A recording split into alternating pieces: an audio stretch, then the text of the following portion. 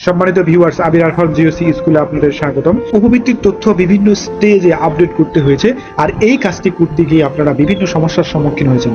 আপনাদের সমস্যাগুলো কমেন্টের মাধ্যমে জানাবেন, তাহলে আমি সেই অনুসারে আপনাদের সামনে নতুন ভিডিও উপস্থাপনা করতে পারবো। এই পর্বে আমি দেখাবো শিক্ষার্থীদের কিভাবে ট্রান্সফারকরণ করতে হবে এবং কিভাবে শিক্ষার্থীদেরকে ট্রান্সফার গ্রহণ করতে হবে। চলেন দেখি। কোনো শিক্ষার্থী আপনার শিক্ষা প্রতিষ্ঠানে ভর্তি হয়ে কিছুদিন ক্লাস করেছে, তারপর আর স্কুলে আসে না, তারপর আর 1 বছর স্কুলে আসে না, সেই শিক্ষার্থীর কোনো খোঁজ পাওয়া যায়নি, এমনকি সেই শিক্ষার্থীর অভিভাবকদের সাথেও যোগাযোগ করা সম্ভব হয়নি। আপনি মনে করেছেন সেই শিক্ষার্থী পড়ালেখা বাদ দিয়েছে। আপনি এই শিক্ষার্থীর স্ট্যাটাসও কি করেছেন, সক্রিয় থেকে নিষ্ক্রিয় করে দিয়েছেন। যখন আপনি শিক্ষার্থীদের শ্রেণী প্রমোশন দিচ্ছেন, শ্রেণী হালনাগাদ করতেছেন, আপনি ওই শিক্ষার্থীকে আর খুঁজে পাচ্ছেন না।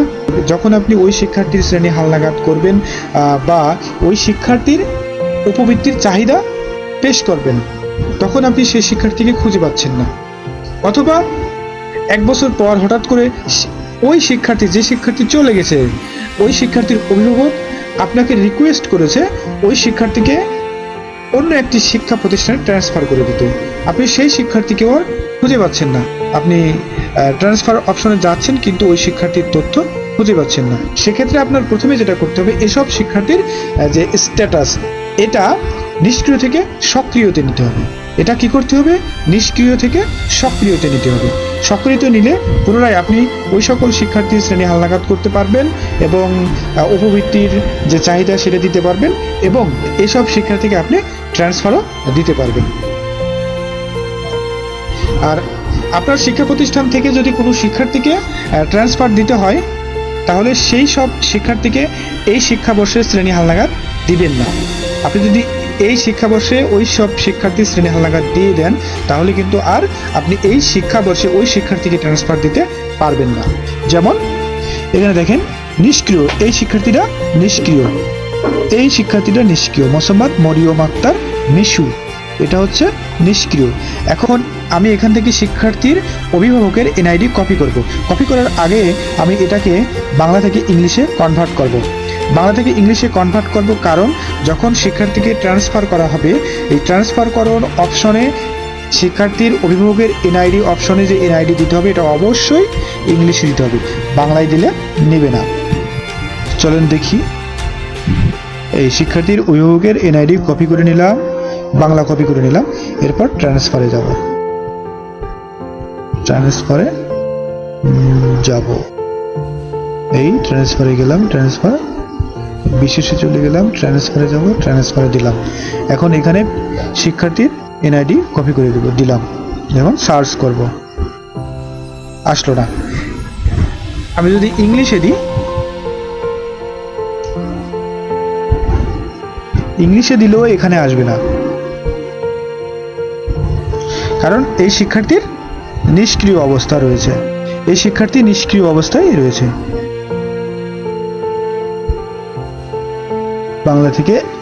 বাংলা থেকে ইংলিশে করে নিলাম, ইনঅ্যাক্টিভ, এই ইনঅ্যাক্টিভ মিশু, এটা কপি করে নিলাম।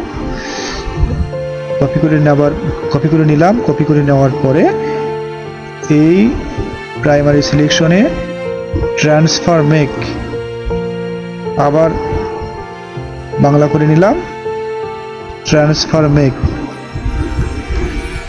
শিক্ষার্থী ট্রান্সফার করুন, এখানে গেলাম, এখানে অভিভাবকের এনআইডি কপি করে দিলাম এবং সার্চ করলাম, আসলো না। যেসব শিক্ষার্থী নিষ্ক্রিয় অবস্থায় রয়েছে, বা আপনি যেসব শিক্ষার্থীর শ্রেণী হালনাগাদ করে দিয়েছেন, আপনি সেসব শিক্ষার্থীকে আর ট্রান্সফার করতে পারবেন না।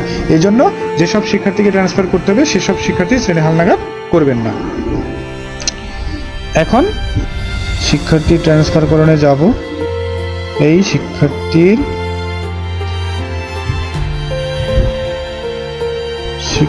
ট্রান্সফার করণ গেলাম, এখন অভিভাবকের পেস্ট করে দিলাম এবং সার্চ করব, এই চলে এসেছে। আমি যদি পুনরায় বাংলা দিই, আবার শিক্ষার্থীর তথ্যটা, শিক্ষার্থীর অভিভাবকের এনআইডি আবার কপি করে নিলাম, নিয়ে আবার বাংলায় দিব, বাংলায় দিলাম, আবার সার্চ করব, আসে নাই কিন্তু। তার মানে বাংলায় দিলে আসবে না। আপনাকে অভিভাবকের এনআইডি ইংলিশে দিতে হবে। চলেন আবার ইংলিশে কপি করে নিয়ে আসি। শ্রেণী হালনাগাদ, এর জন্য এটাকে ইংলিশে কনভার্ট করে নিব। তারপরে এই কনভার্ট করে নিলাম, কপি করে নিলাম, এই কপি করে নিলাম, এরপর আবার বাংলা করে নিলাম, এরপর আবার প্রাথমিক নির্বাচনে গিয়ে শিক্ষার্থী ট্রান্সফার করণ ক্লিক দিলাম, এরপর আবার অভিভাবকের এনআইডি দিলাম, খোঁজনে ক্লিক করলাম, শিক্ষার্থী চলে এসেছে। এখন ট্রান্সফার করণ করতে হবে। এই যে লেখা আছে শিক্ষার্থী ট্রান্সফার, এটা করার জন্য এই যে ছোট যে বক্স, এই ছোট বক্স এখানে ক্লিক দিতে হবে। এখানে ক্লিক দিলে টিক চিহ্ন উঠবে এবং আপনি এখানে ক্লিক দিয়ে শিক্ষার্থী ট্রান্সফার করে দিতে পারবেন।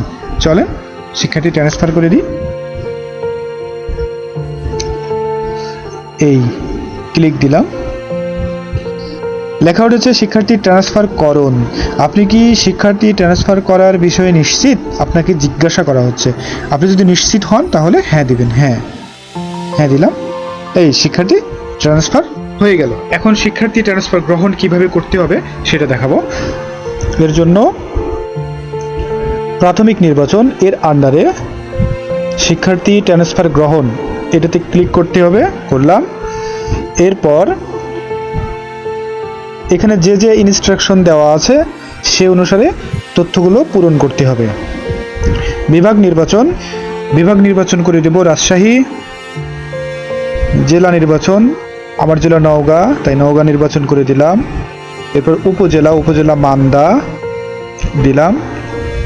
যে শিক্ষার্থীকে ট্রান্সফার গ্রহণ করব সেই শিক্ষার্থীর আগের প্রতিষ্ঠানের অ্যাড্রেস দিতে হবে। মইনম, ক্লাস্টার মইনম দিলাম। শিক্ষা প্রতিষ্ঠানের নাম, আপনি যে স্কুল থেকে ট্রান্সফার গ্রহণ করবেন সেই স্কুলের নামের শুরুর অংশ লিখলে সেই স্কুল চলে আসবে। স্কুলের নাম পারেনিয়াদপুর সরকারি প্রাথমিক বিদ্যালয় চলে এসেছে। শ্রেণীর দরকার নেই, জন্ম সনদের দরকার নেই। এখন অভিভাবকের এনআইডি অবশ্যই ইংলিশে দিতে হবে। 1969 64 14 74 09 49 08 0। এবার খোঁজ করুন। এই দেখেন আমার শিক্ষার্থী চলে এসেছে। এখন দেখেন এখানে দুটো আইকন আছে, একটা চোখের মতো, এটাতে ক্লিক করলে আপনি দেখতে পারবেন, আর নিচেই কলমের মতো এটা হচ্ছে এডিট অপশন। আপনি এখানে ক্লিক দিলে শিক্ষার্থীর তথ্য এডিট বা সম্পাদন করতে পারবেন। চলেন সম্পাদন করব। এই চলে এসেছে ফর্ম। এখন শিক্ষার্থীর যে যে তথ্য আপডেট করতে হবে আপনি সেই তথ্য এখানে আপডেট করে দেবেন। সবকিছুই ঠিক আছে শিক্ষার্থীর। এখানে দেখেন শিক্ষার্থীর এখানে মাতা এবং পিতার কারোরই মোবাইল নাম্বার নেই। এ কারণে অভিভাবক হিসেবে এখানে শিক্ষার্থীর ফুপুকে এখানে অভিভাবক হিসেবে দেখানো হয়েছে এবং অভিভাবকের নাম্বার এখানে দেওয়া হয়েছে। সবই ঠিক আছে। এখন শিক্ষার্থীর শুধু শ্রেণী নির্বাচন করে দেব। আমার শিক্ষার্থী পঞ্চম শ্রেণীতে পড়ে, পঞ্চম শ্রেণী দিয়ে দিব।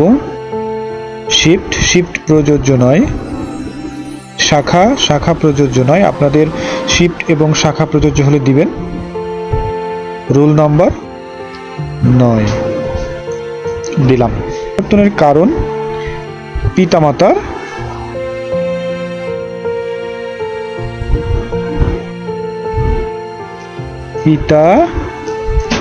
মোবাইল নাম্বার নেই।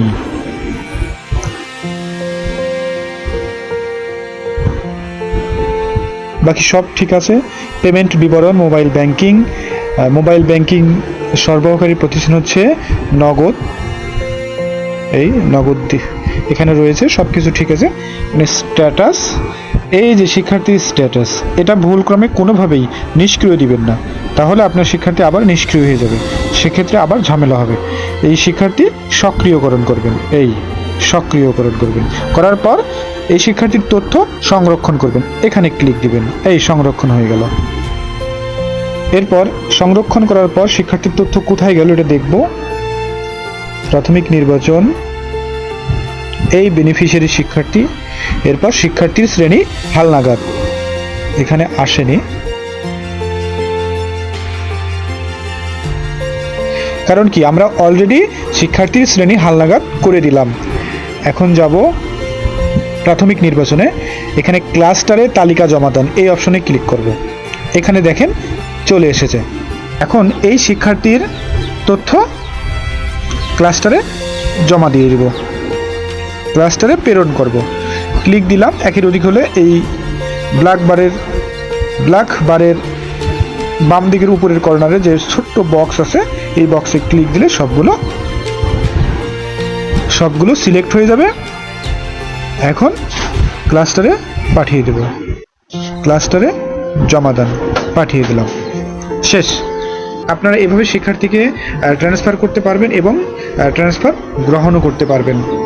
ভিডিওটি দেখার জন্য আপনাদেরকে অসংখ্য ধন্যবাদ।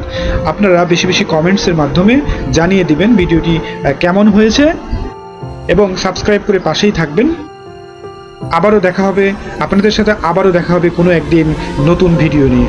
আল্লাহ হাফিজ।